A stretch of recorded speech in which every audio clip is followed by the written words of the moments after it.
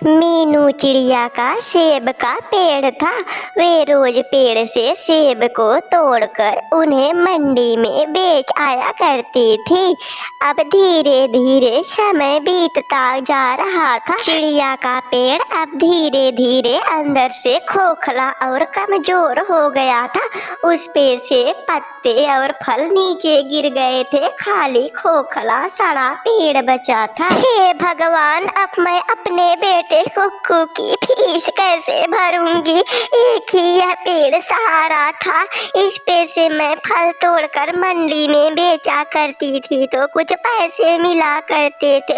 हे भगवान, तुझसे ये सब भी ना देखा गया। मुझ गरीबों के पेट पर लात मार दिया। मीनू चिड़िया अपने घर चली जाती है। कुक्कू बेटा, अब हमें थोड़ा थोड़ा बेटा खाना खाना होगा। जंगल में हमारा जो सेब का पेड़ था अब वह सूख गया है। मीनू चिड़िया दुखी होकर अपने घर के बाहर बैठी हुई थी।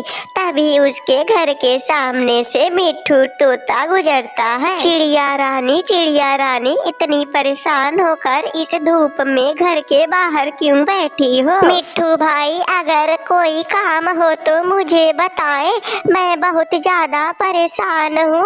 मेरा जो बाग में सेब का पेड़ था अब वह सूख गया है। अब मैं खाना के लिए मोहताज हो गई हूँ। कैसे कैसे मैं घर का खर्चा चला रही हूँ। चिड़िया रानी, तुम टेंशन मत लो। पेड़ सूख गया तो क्या हुआ, तुम्हारे पास इससे भी बड़ा एक उपाय है। क्यों ना तुम उन सूखे पेड़ों को तोड़कर एक नाव बना लो।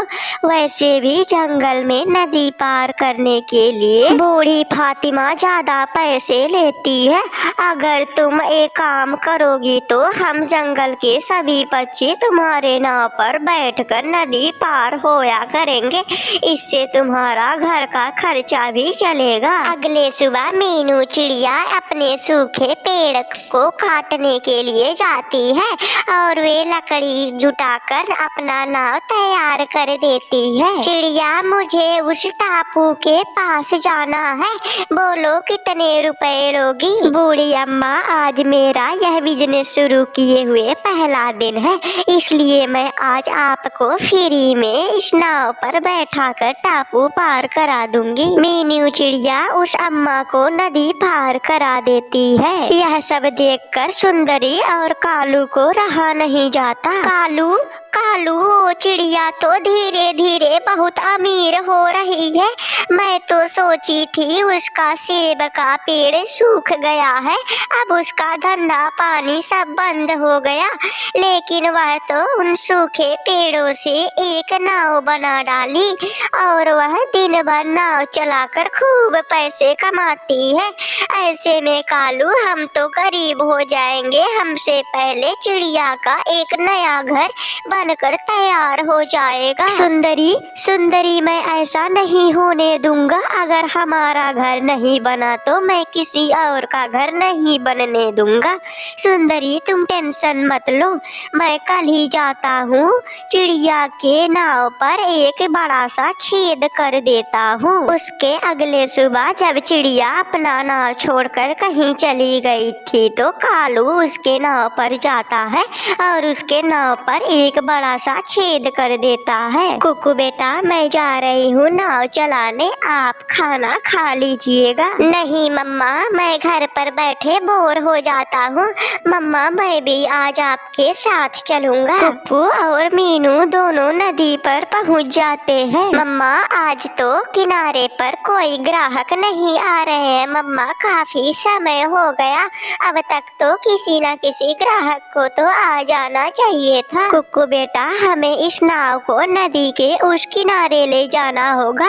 लगता है उस किनारे पर कोई ना कोई मुसाफिर जरूर खड़े होंगे। मीनू चिड़िया कुक्कू जैसे ही नाव पर बैठकर कुछ दूर जाते हैं, उनकी नाव में पानी भराने लगता है। मम्मा, हमारी नाव डूब रही है। क्या मम्मा, अब हम मरने वाले हैं? मम्मा, ये नाव में इतना बड़ा छेद कहाँ से आया? मम्मा, इसमें से बहुत तेज पानी आ रहा है और हमारे नाव में भर रहा है। नाव में पानी भर जाने की वजह से नाव कभी आगे की तरफ झुकती तो कभी पीछे की तरफ। ऐसे में नाव बेकाबू हो जाती है और वह कहीं दूर तट से टकराकर कहीं दूसरे किनारे पर जाके रुक जाती है। मम्मा हम बच गए, मम्मा हम बच गए। हाँ मेरे कुक्कू बेटा, हम बच गए। बेटा बहुत भूख लगी है। बेटा सबसे पहले हम कुछ खाना खा लेते हैं। आप अपना टिफिन से कुछ खाना निकाले। मीनू और कुक्कू दोनों खाना खा ही रहे थे, तभी कुक्कू को एक चमकदार चीज दिखाई देती है। मम्मा मम्मा आपके पीछे क्या है मम्मा? जैसे वह कुछ चमक रहा है। मीनू चिड़िया और कुक्कू जैसे ही उस पेड़ के पास जाते हैं तो देखते हैं वह पेड़ तो केले का था और उस केले के पेड़ पर केले सोने के उगे हुए थे। कुक्कू बेटा ये तो सोने के केले हैं। भगवान का धन्यवाद, हमें भगवान लगता है अब अमीर बना देंगे। कुक्कू बेटा हम लोग इन केले को तोड़ लेते हैं, लेकिन सबसे पहले बेटा मैं नाव की मरम्मत कर देती हूँ। मीनू चिड़िया केले के पत्ते को तोड़कर नाव में भर देती है और वह सुराख बंद हो जाता है। वे दोनों अपने घर पहुंच जाते हैं और वे एक बड़ा सा घर लेते हैं। कालू क्या तुम्हें पता है मीनू चिड़िया जंगल में सबसे अमीर पक्षी बन गई।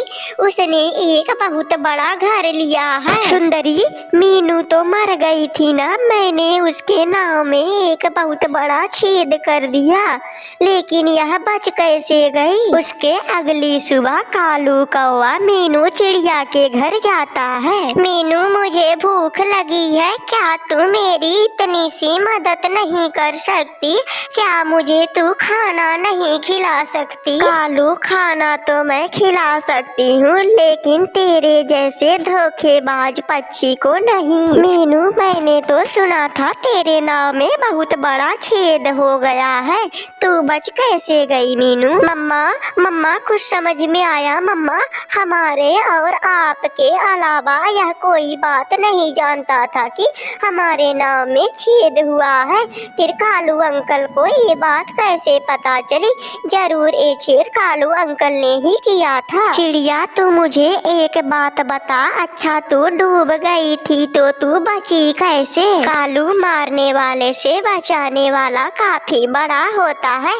तूने मेरी नाव में छेद करके मुझे मारने को सोचा, लेकिन भगवान ने मेरा नाव दूसरे तट पर भेज दिया और मैं जब वहाँ पहुँची तो मुझे ये सोने के केले मिले। यह सब सुनने के बाद अगली सुबह कालू और सुंदरी नदी के दूसरे तट पर पहुँच जाते हैं। कालू अब हम भी अमीर होने वाले हैं, हम इतने केले को बेचकर हम भी एक नया घर लेंगे। सुंदरी और कालू नाव पर इतने केले लाद लेते हैं कि वह नाव आगे बढ़ ही नहीं रही थी, वह नाव वहीं नदी में डूबने लगी थी। सुंदरी हमारी लालच की वजह से ये नाव तो डूब रही है, लगता है हमने बहुत ज्यादा सामान इस पर लाद दिया है। सुंदरी पहले जान बचाओ, यह तो फिर से मिल जाएंगे, पहले हमें अपना जान बचाना चाहिए। नहीं कालू, अगर हम इन्हें छोड़ देंगे तो ये नदी में डूब जाएंगे। नहीं, मैं इन्हें नहीं छोड़ने वाली। उनकी लालच की वजह से ये दोनों नदी में डूब जाते हैं। प्यारे दोस्तों, अगर ये वीडियो आपको पसंद आई हो तो प्लीज वीडियो को लाइक कीजिए, चैनल को सब्सक्राइब कीजिए और हमें कमेंट बॉक्स में बताएं ये वीडियो आपको कैसी लगी। मम्मा मैं जा रहा हूँ नदी पर पानी पीने के लिए। जग्गू बेटा बाहर तो आप जा रहे हैं, लेकिन आपको याद है ना, घर की बातें किसी और से मत बताइएगा, क्योंकि आजकल जंगल में चोरी बहुत हो रही है। कुक्कू पानी पीने के लिए नदी पर पहुंच जाता है। वह जब घर आ रहा था तब उसे रास्ते में उल्लू दिखाई देता है। बेटे तुम्हारा नाम क्या है? अंकल मेरा नाम कुक्कू है। बेटा मेरे पास चॉकलेट है, क्या तुम्हें ये चॉकलेट चाहिए? चॉकलेट अंकल मुझे चॉकलेट बहुत पसंद है। हाँ मुझे चॉकलेट दे दीजिए। कुक्कू बेटा मेरी एक शर्त है, अगर तुम्हें ये चॉकलेट चाहिए तो मुझे तुमको सवालों के जवाब बताने होंगे। बताओ तुम्हारे मम्मी पापा सारे पैसे कहाँ रखते हैं, और तुम्हारी मम्मा अपने गहने कहाँ रखी है, और तुम दोनों कितने भाई हो। अंकल लेकिन आप ये सब जानकर क्या करेंगे? क्या आप हमारे घर चोरी करने वाले हैं क्या? अंकल हमें चॉकलेट नहीं चाहिए। अब तो हम कालू अंकल और सुंदरी आंटी को बुलाएंगे, वे दोनों मार मार कर आपकी टांगे तोड़ देंगे। यह सुनकर उल्लू वहाँ से भाग जाता है और कुक्कू भी अपने घर पहुँच जाता है। मम्मा मुझे रास्ते में उल्लू मिला था, वे मुझसे पूछ रहा था कि तुम्हारे मम्मी पापा अपने पैसे और गहने कहाँ रखे हैं, लेकिन मम्मा मैंने उन्हें एक ना बताया, मैंने उन्हें कोई बात नहीं बताई। शाबाश मेरे कुक्कू बेटा, आपने बहुत अच्छा किया। बेटा मैं आपके लिए गर्मा गर्म खीर बनाई हूँ, आप जल्दी से खीर खा लीजिए। कालू क्या तुम्हें पता है जंगल में बहुत चोरी हो रही है, अब हमें अपने पैसे और गहने बहुत संभाल के रखने होंगे, क्या पता चोर अगला डाका हमारे घर ही डाले। उसके अगली सुबह उसका बेटा जग्गू और उसका दोस्त कबूतर दोनों एक साथ घूम रहे थे, तभी उन्हें एक उल्लू उन्हें बुलाता है। बेटा मेरे पास ढेर सारे चॉकलेट है, क्या तुम दोनों को ये चॉकलेट खाने हैं? हाँ अंकल हमें चॉकलेट बहुत पसंद है, लाइए हमें चॉकलेट दे दीजिए। नहीं बेटा मैं ऐसे चॉकलेट नहीं दूंगा, पहले तुम दोनों को मेरे सवालों का जवाब देना होगा। अंकल कैसा सवाल? बेटा पहले तुम ये बताओ तुम्हारे मम्मी पापा अपने गहने और पैसे कहाँ रखते हैं? यार कुक्कू लग रहा है यही सबके घर में चोरी कर रहा है, ये लोग तेरे मम्मी पापा के गहने के बारे में पूछ रहे हैं, इन्हें तू सच मत बता वरना तेरे घर चोरी हो जाएगी। अच्छा तो ठीक है, तुम लोगों को चॉकलेट नहीं चाहिए तो मैं जा रहा हूँ, किसी और पक्षी को दे दूंगा। चिंटू तू यहाँ से जा, नहीं तू यहाँ से पहले जा, मैं बाद में आऊँगा। चिंटू वहाँ से चला जाता है। अंकल मेरे मम्मी अपने गहने संदूक में रखी है और मेरे पापा अपने पैसे अपने जेब में रखते हैं। रात हो जाती है, उल्लू कालू के घर में डाका डालने के लिए आता है और उसके घर से सारे चीज चुरा कर वे ले जाता है। हे भगवान मैं लुट गई, बर्बाद हो गई, मेरा सब कुछ चोरी हो गया। अरे कालू जी मेरा गहना चोरी हो गया, मेरे 2 लाख के हारों भी चोरी हो गए, कालू सारे गहने चोरी करके ले गया, हाय मैं लुट गई, बर्बाद हो गई। दोस्तों इस स्टोरी से हमें यह सीख मिलती है, हमें अपने घर का कोई भी बात कोई भी सीक्रेट किसी दूसरे बाहर वाले को नहीं बताना चाहिए।